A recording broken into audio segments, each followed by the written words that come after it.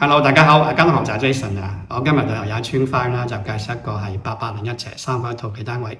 有一村翻屬於太古樓，咁係出咗咩實用嘅？我睇緊呢間。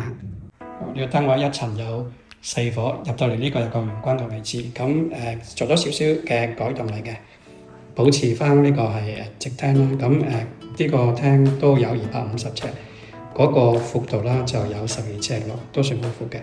深度啦，佢呢個位置啦都有係近18尺嘅。向東嘅呢邊就朝頭早啦，陽光入屋就非常之光猛。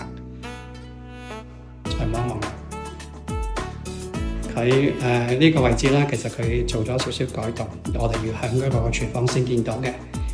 咁呢個啦就係嗰個廚房，就都有係80尺嘅。咁嗰個呢個深度啦就佢都有7尺半。咁呢邊啦，左嗰個係櫃，呢邊有少少係凹位咁樣，偏過你呢邊啦。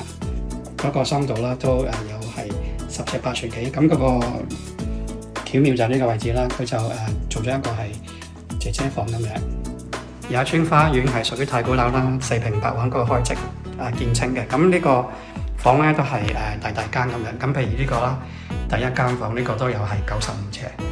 去到尾呢個位置10尺半，嗰個闊度啦，呢個位置都有成係近9尺嘅。咁呢邊都係向正東。佢3間房啦，就2間向東，咁後邊呢個啦就向翻係西嘅。呢間稍為細啲70尺，咁都做晒家私嘅。咁就望翻呢邊嘅來源，有一村翻都係比較寧靜啲嘅鳥語花香咁樣。咁呢個位置佢原先之前嘅設計啦，攞嚟做一個係嗰個煲葉水嗰個位置嚟嘅，咁而家就變咗一個係佢呢個嘅儲物房咁樣。咁呢個就係嗰個第一個浴室嚟嘅。呢個啦，變咗一個 store room 咁樣。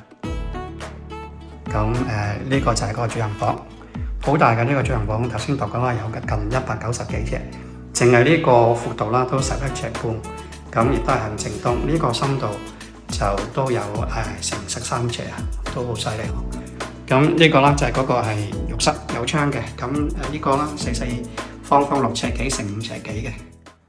有一村花園絕對係用家自愛，嗰個開則啦就係四方好容易擺家私嘅，位置亦都係算幾方便，靜中帶鑊。大家有興趣想上嚟睇就隨時 follow 我最新 check，下次見。